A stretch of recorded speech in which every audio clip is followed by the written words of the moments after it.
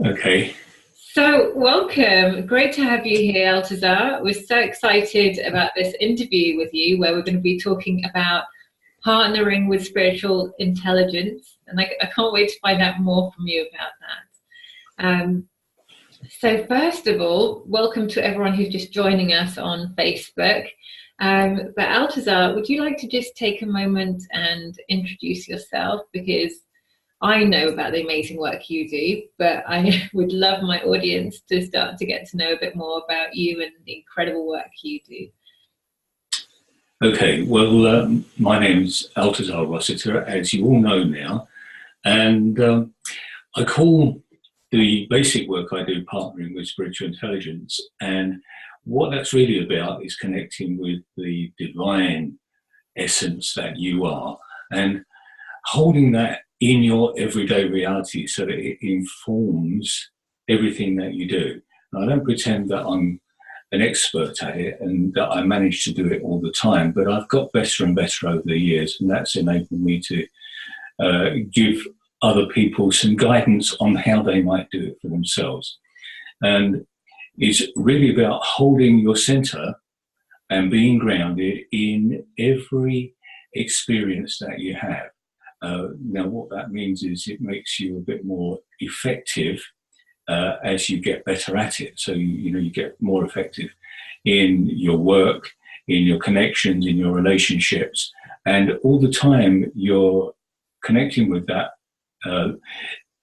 what we might call your core essence or your soul energy. It's doing its best to come in even more strongly. So what happens is it detoxes you. Every so often it hits you with something that you've probably not wanted to look at for a long time, and it's like the energy comes up against this block and it starts to push, and then it gives you a few hints and experiences on where you need to look to move forward and get past those blocks. So basically I share practices and processes to help people get past those blocks and also to maintain and manage their sensitivity in the most difficult situations. Because most of the people that I work with, and I know you do too, Shelley, are very sensitive and haven't got a clue as to how to manage their own sensitivity. They get pulled off center and completely drained and wiped out by the world. And this is something that is very important to me because I used to find that I had that experience too. And it's important to actually be clean and be in a compassionate space, but also leave the world where it is so that you're not carrying it on your shoulders, especially when you've been in a group or done a workshop or just done a session with a client. Sometimes clients can be very difficult and very needy. And it's a matter of letting them be needy, but not taking that need on and trying to rescue them or, make things nice for them. So sometimes we've just got to let our clients have a bad day and get over it and teach them how to do it. Yeah, let them hold their own stuff as well. Exactly. Yeah, exactly. Giving them support, but letting them have that. Wow, great. Yes. And I'd love to hear a bit about your journey to becoming a spiritual mentor or spiritual coach. Because I know that you've been doing this for years. Yeah. You know it really quite well, and you've been doing this work for a very, very long time. But do you give us a bit of a flavour of how you got into the work you're doing? Where do I start? I know. You got to go back. I'll do a very quick potted history. I won't go back to my childhood, but I go back to kind of the Middle Ages, in my mid-30s. And I grew up in a very kind of different world to the one we live in today. And I had difficult parents, a difficult childhood, and I was, I just learned to cope with the world in a masculine way which was basically shutting myself down and shutting my emotions down, my sensitivity. And I shut it down so tight that at some point I was ready to jump off the roof or sort myself out. It didn't really matter much which. And I made an internal decision that I had to change, that I was going to sort myself out. And that really is the core of the work that I do now, because what's really important for anyone that wants to make changes in their life and grow into themselves is you have to decide to do it. It's no good wanting to do it. You have to decide to do it. When you make that inner decision, then the world starts to shift around you and things start to change. And that's what happened with me. I was in my mid-30s and I made a decision that I wanted to change. Not just wanted, but had to change. And the moment I made that decision, everything started to unfold around me or collapse. You can look at it both ways. My first marriage collapsed. The work that I had dried up. So, I was, facing a dramatic loss of income. And I knew that loads of things that I had been doing were useless. Also, I had this kind of, basic emotional breakdown where I was walking along the street, having arguments with myself out loud, and I thought, oh, I need a bit of help. I need to do something about this. And that was really a major turning point. There's another one, but I'll stay with this for now. And I found a course on stress and burnout. And I thought, well, that's me. And there was a little bit of a blurb on the course handout, tick these boxes. Well, I could have ticked them all about 10 times, and I went along and got really challenged because, we did role play and did a bit of massage. Had to take our shoes off and get our feet rubbed. Oh, what a challenge, And one of the presenters taught us a Buddhist meditation. And that really came very naturally to me. And because now I look at it and I think, well, I was remembering that from some other existence, but, it just fitted me. And I did practice that for years. Still do occasionally, and I teach it. But what that helped me to do was begin to like myself. And over a period of time, what I call energy channels started to open. And they would actually open very spontaneously and scared the life out of me. It's like, what am I going to do with this? What's happening? It's like, and I had no background, no structure to deal with it in any way whatsoever. But I decided that I would explore it because it was a real phenomenal experience. And it's like, okay, I can't ignore this. And so, because you want to interrupt. I know exactly what you're talking about. You were really, from the sound of things, you were basically unable to ignore the changes and the inflow that was coming in. Yeah, and so what I was talking about earlier about your soul energy coming in, well, that's what was happening.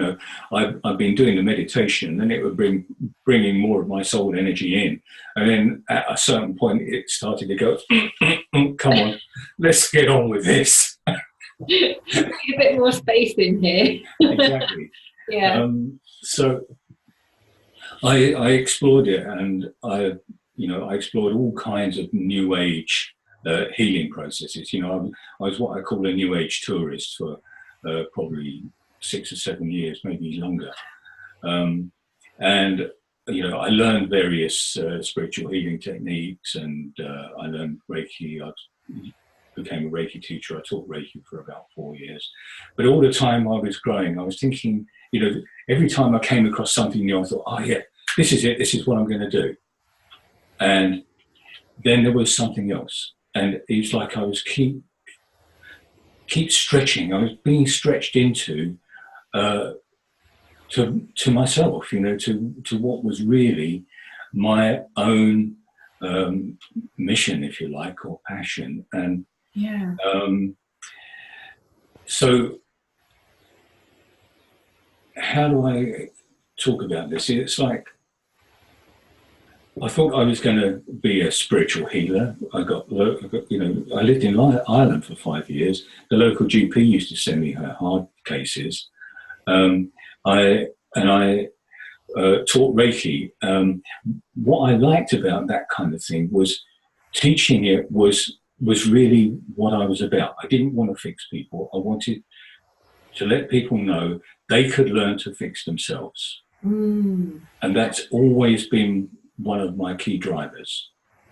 And that's one of my key drivers now. So yes, I work with people one-on-one, and I give people, take people through a program of, clearing their own, what we call baggage, but that can be from this lifetime, from other lifetimes, it can be from childhood. I'm working with energy these days. It's really the energy, the underlying energy of everything. And where I am now is that I'm really sharing processes to help people expand and stretch into themselves, stretch into their own uniqueness. And then, maybe they want to help others do the same, or maybe they just want to take it into their own work, whether it's, commercial or vocational or whatever.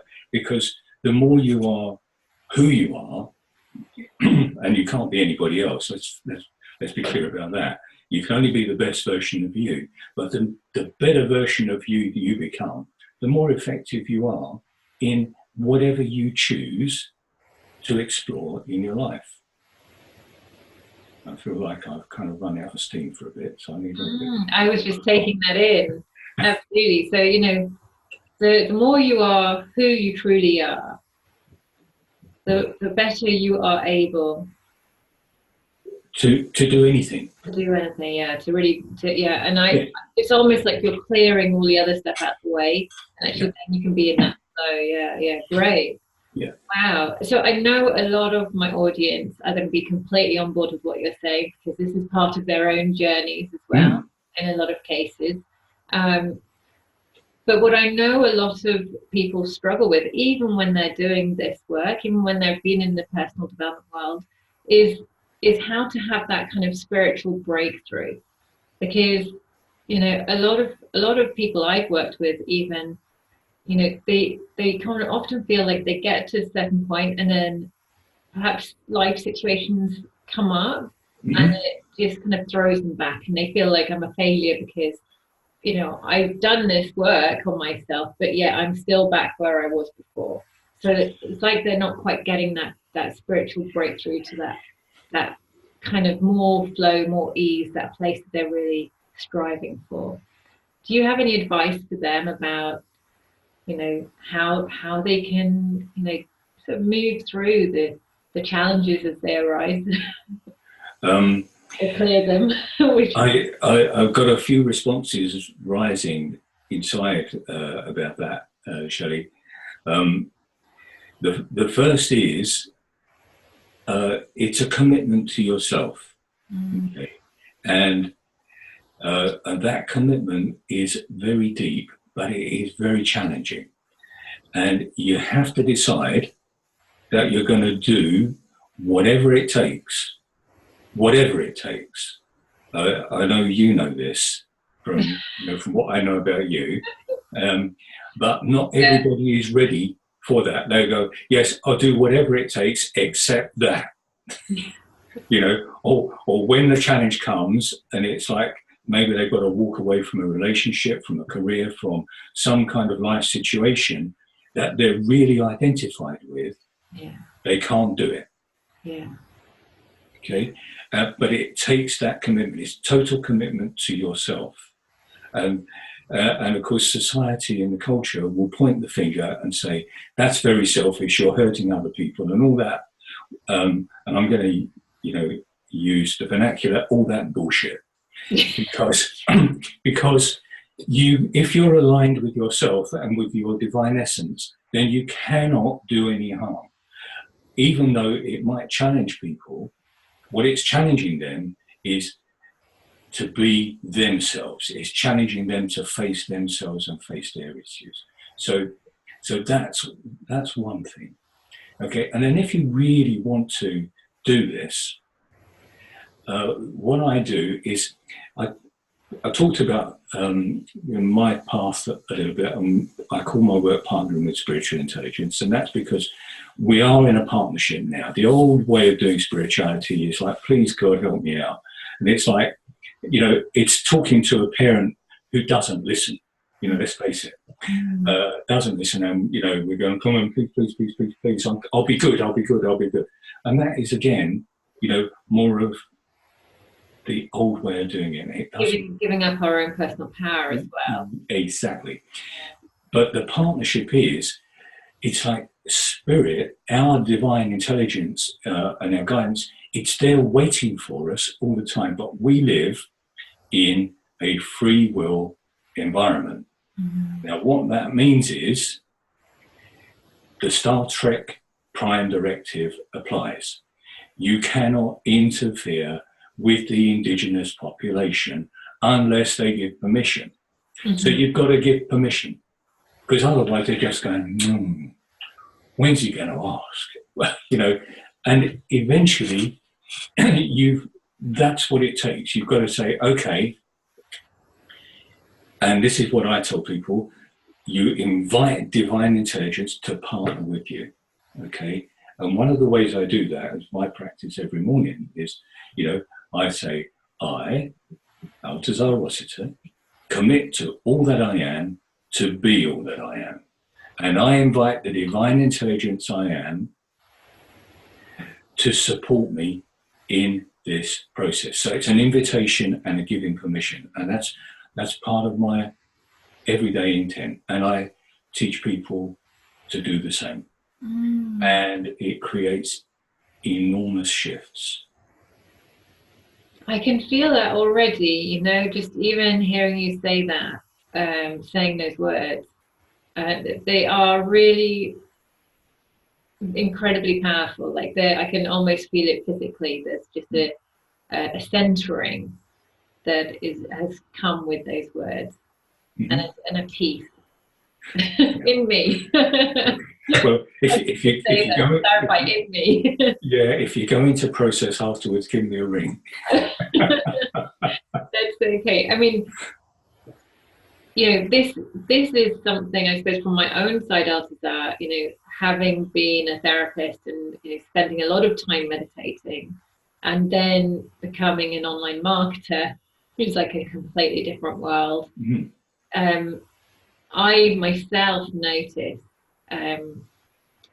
that almost like the busyness of the sort of pragmatic kind of side of myself and the world that I live in and the work I do can take me away from my natural connection to source, mm-hmm. and my natural connection to what's right for me. And I'm very careful now about what situations I place myself in, especially that are led by marketers in my industry. Because if you want to get sort of the intense masculine push energy, it's everywhere in my industry. Yes. It's the predominant force, and it's this like intensity. And I noticed that I can go into those environments for short periods of time, and I have to come home and rest. Mm. And I really am careful now about when and how much I put myself into those kind of environments, and who I open to and that kind of thing. And also, to a certain extent, if there's a lot of NLP going on, I'm also a little bit careful as well about how much of that, because I'm very sensitive to NLP as well. So, I'm careful about how the coaching is happening and all of that kind of stuff. But equally the same when I was a therapist, I used to throw myself off the rock trying all these different alternative therapy approaches, and sometimes I'd come out of those needing about a week to recover. So I kind of see the same thing, and I'm just wondering, have you any advice for my audience as coaches, where we are kind of often dealing with being in very sort of, the busy kindness of the world and a pragmatic aspect at times. And, also have this deep sensitivity in doing this deep work on the other side, the spiritual side. Like, what's the best way of looking after ourselves? Any kind of tips around that? How can we really look after our energy? How can we maintain our connection with source? Or re-establish it if we get a bit off track? That's a big question because, I don't think there's one answer that fits all. The first thing that comes to me is that you've got to take time for you. Doesn't matter who you are. And, as you were talking about, the busyness of the world, it's, we are all driven. And this is almost like an innate program in our DNA. Because what I notice is that we are justified and validated by the world for working hard. If you work hard, everything's going to be okay and you're going to succeed. So we work harder and harder and harder and harder because that makes us good people. You're a good person if you work. If you sit back, put your feet up, you're a lazy devil. Yeah. And, this is simple approval and disapproval. And it's a program that runs very deep in us because we're all programmed to seek approval because we get that instead of love. We all mistake approval for love, and it isn't. But that's how we've all been taught right from the moment we were children. The moment we popped out of our mothers, if we did something that pleased our carers, our parents, the people around us, we got smiles and strokes. And if we did something that didn't please them, they just ignored us. Yeah. Same with, this is how we learn to speak. We make all kinds of noise, goo, gaga, blah, blah, blah, blah, and we make a sound that sounds like a word, and everyone goes, whoopee, and gives us all this cuddling, and we go, oh, that's it, okay, approval. This is the way to go. When we make all the other noises, and we just get ignored. So we are deeply, deeply ingrained to seek approval. And, we're then taught all this in school, work hard, you'll get on, you'll do well, do your homework, pass your exams. And, where does it stop? That's why it's a huge industry. I'm going to, shoot some of it down a little bit, although, I've done academic training myself. There's a huge industry in feeding this sense of lack and basically insecurity in us. We need to get better and better and better and better at being whatever the world wants instead of what we want. Wow, this is powerful. I'm just going to just bring that last sentence in again. We need to get better at being who we want to be rather than who the world wants us to be. Yes. I think that sentence alone, when you sit with that, is so huge. And actually could just bring so much for I'm sure for everyone listening, that if you really sit with that and you think, what are the areas where I'm really being me in my life right now? What are the areas where I feel like I'm actually trying to be a person that's going to please others, or is going to get approval, or is going to be seen as being, a good business person, or being seen as successful, or being seen as a nice person, or whatever. There's going to be lots of different responses, and to come home into, well, if I can just give myself that approval that I need and be who I want to be. Yes. How would I choose? What would I choose? Yeah, that's huge. That's amazing. It's simple, but it's so powerful. Yeah. Most of this stuff is very simple, but it's not easy. Yeah. You know, And that's something about your presence, Balthazar, as well, that you bring this deep presence.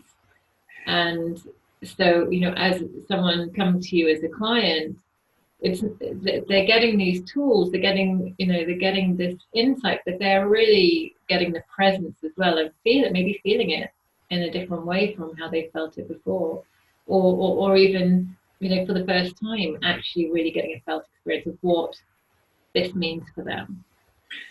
yeah, I got an insight into that some years ago, actually, because I seem to have a very kind of natural ability to hold a group energy. And what I started to see, and this of course is partly consequent on my own natural ability, and partly consequent on uh, deciding to be who I am and connecting with my spiritual core, if you like, is by doing this and holding my center and being grounded and being present. What that does is it entrains others in my presence, or I do webinars as well sometimes. Yeah, and I would, if just to note to anyone listening, I will share Altazar's webinars, but because they are incredibly powerful. I did one of your webinars and it was absolutely amazing. I had the most amazing experience. Yeah.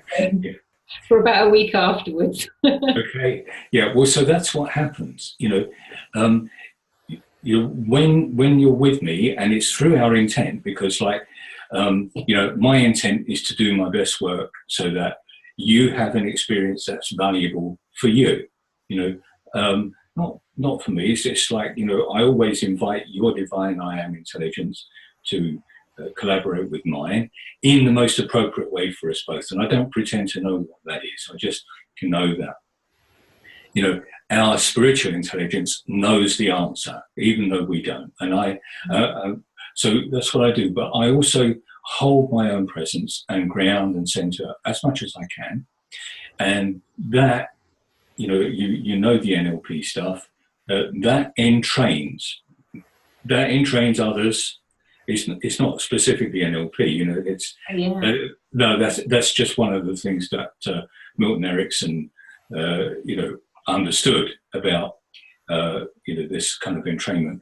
But it's well known in the armed forces, and where groups of people come together, they start to think alike. Even women's cycles start to synchronize, all kinds of things. When you live in the same house with other women. Yeah.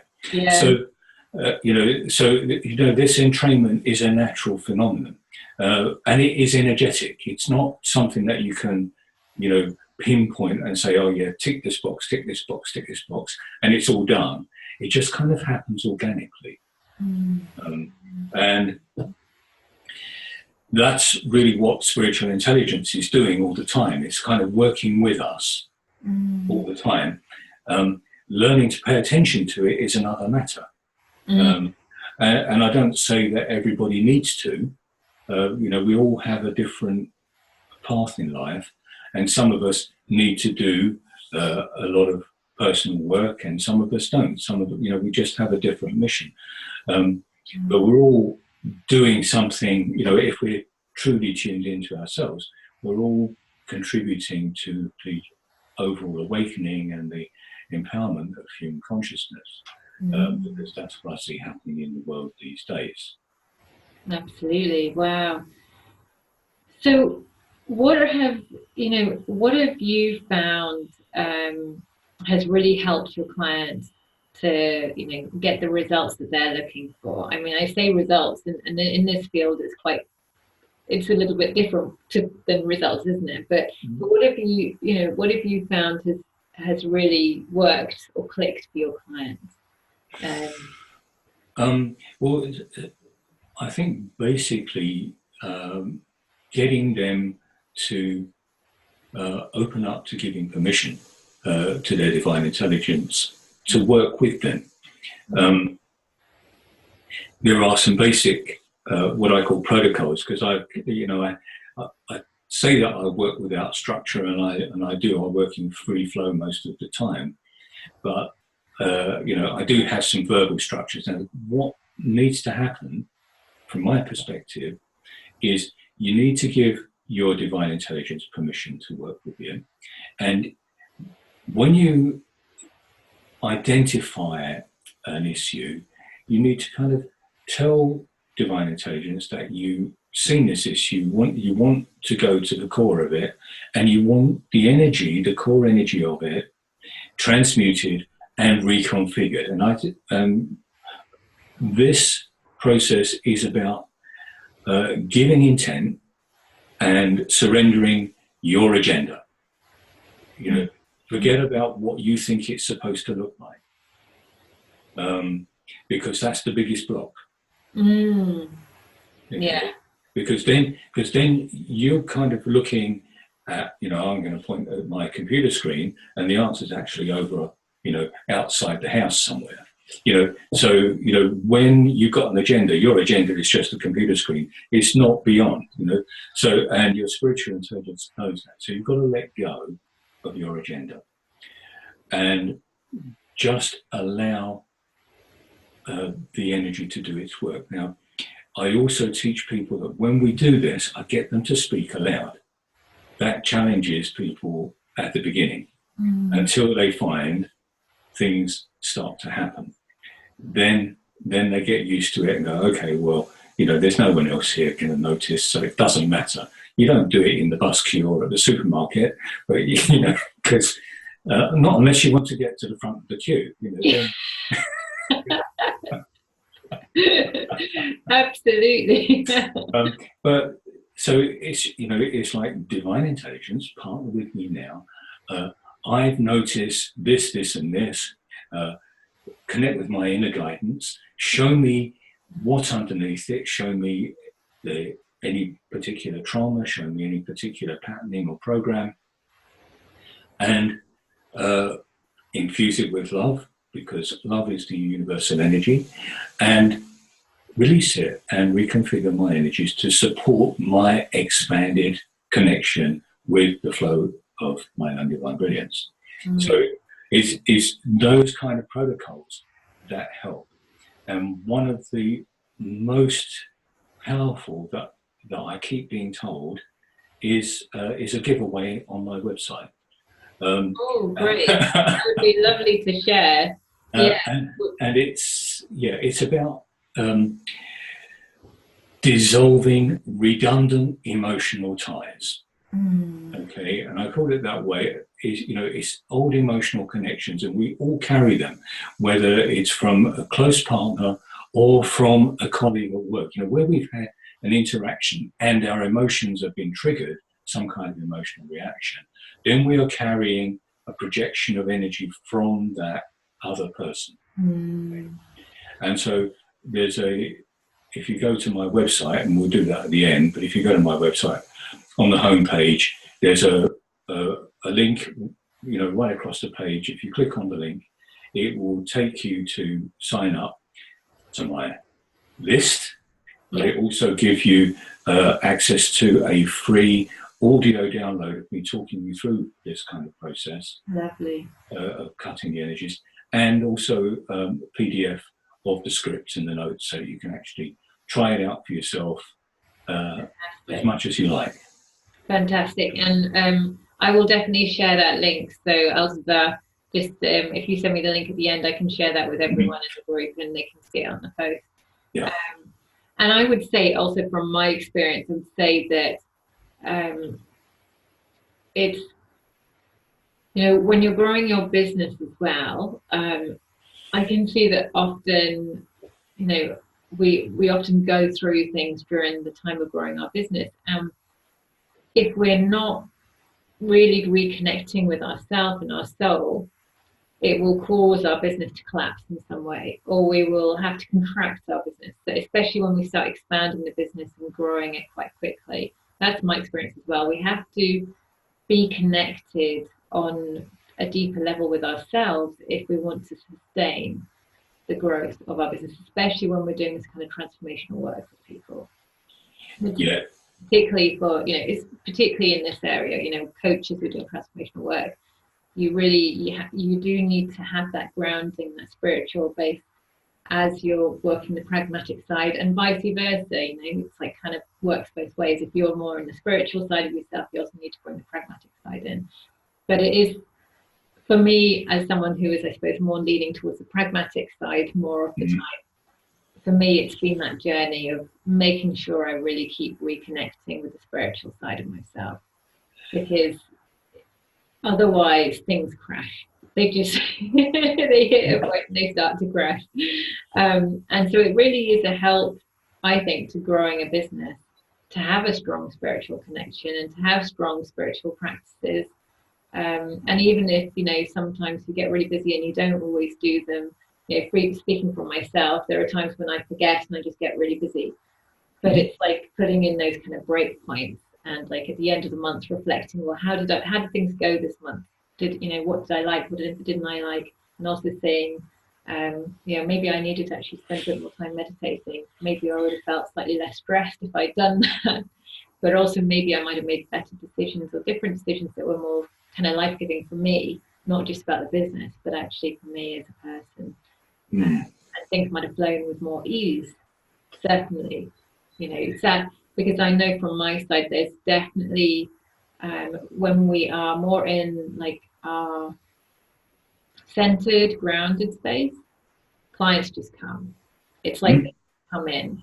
Yeah. And there's a lot less efforting that you need to do to make that happen. So it's kind of like always a balance between the doing and the being, and understanding that, growing the business, we also need to rest and be to help with the growing of the business. It's that interflow. Yeah, what I've noticed for myself, and I don't pretend that I'm, a fantastic business person, because I know that I'm not. But things have to be in alignment. So if I do something, if I go looking for clients because I'm afraid that if I don't have a client, I won't have an income, then I'm operating from a place of fear. I'm not operating out of alignment. I need to be in alignment. And if I'm in alignment, it's like, okay, I just think, oh, I've got a bit of space. I've got room for another client. And that's like an openness to it. I've got room for a client. And it's like, oh, and then someone turns up. But if I'm actively looking because I need the income, it doesn't work. If it's coming from that anxiety, totally understand. So I know that everyone else is going to be thinking what I'm thinking, which is how can they actually get to work with you? Tell us a bit about the next step, because I know that you have different things you do. So, what kind of way can if they're interested, they're sat here listening, saying, yeah, I'd really love to work with us. So what can they do to? At the moment, I don't have much planned in this country. I have a one-day workshop planned in September, I think, near Cambridge. I need to check my diary for that. But I also work in the Netherlands. I lead a mystery school in the Netherlands, which is like four weekends over a period of the year, about 9 months actually. And we do 4 weekend retreats, and we do webinars in between. That runs from February to September, October. So, we're kind of in the middle of that for this year, but we are signing up for next year. We've already got, bookings for next year as well. So that, that kind of fills up over the year. I also do one-day workshops in the Netherlands. So, I've got another several of those coming up. all of these are actually, what I've got coming up is shown on my website on the events page. Right. And I do individual one-on-one programs. So there's a nice mix. So there's one-to-one programs, and there's also, if they're UK based, there's an event coming up in September, a one-day event. And if you're Netherlands based, which I do have quite a lot in my audience who are in the Netherlands, and you're really lucky because Altenzaar is doing lots of different events there. Oh yeah, I do lots of stuff in the Netherlands. That's where I do. That's where most of my work is actually. Where have I got? Yeah. So I'm looking at. It looks like I've got 1st of September. Lovely. At Abington Barn near Cambridge. So there'll be a one-day workshop there. Well, we'll definitely. What's your website address, just for people who? It's just my name, AltazarRossiter.com. So it's all one word, and I'll make sure that you've got the connecting link for the download. Yeah, that'd be great. I'm just going to see if we have any questions in the group. There's been a lot of comments already. So Rena's been commenting a lot through this. She's been saying the power of collective energy is so powerful, and exploring that dynamic between getting stuff done and staying connected to the deeper flow and time for self-care and renewal. Yeah, I love that. Let me just see if there are any other comments, because I can see there's been 10 comments, but I can only see 4 of them, so I'm just going to refresh. See if anyone has any questions, please do post them now, and yes. Ask Altenzaar any questions that are coming up. So one of the questions is, how can we create new and more aligned ways around marketing and visibility? From your perspective, how, obviously I'm not asking you to tell me how, tell everyone how to market themselves, but from your perspective, if someone is wanting to draw more clients towards them, what is an aligned way that they can go about doing that? Cool. That's a real stretch. So like when you have an opening come up, do you say something to the universe to invite? Yeah, pretty much. I don't have a formal way of doing it. It's just what I said to you, just now. I've got room. Yeah. I've got room. I've got room. So it's like I'm open. I'm telling the universe that I'm open. See, I love that, because sometimes, like, even I can completely forget to that, even though I did a meditation and I guide my students in it, and because it's the first step is getting them to open. But actually, we can often forget. And actually, quite often, we're actually in quite a closed space, even though we're wanting clients to come in, because of the fear, maybe, and also because of our own anxiety, we can actually kind of almost close a little bit. So that's lovely. Just a lovely reminder to just actually say to the universe, I'm open to receiving clients. And I think there's a bit of semantics around the term want. You probably know this, but the word want means lack. A want is a lack. A want is a lack. Yeah. I want clients says I lack clients. Yeah. It doesn't say please bring them. Yeah. It says I lack them. Yeah.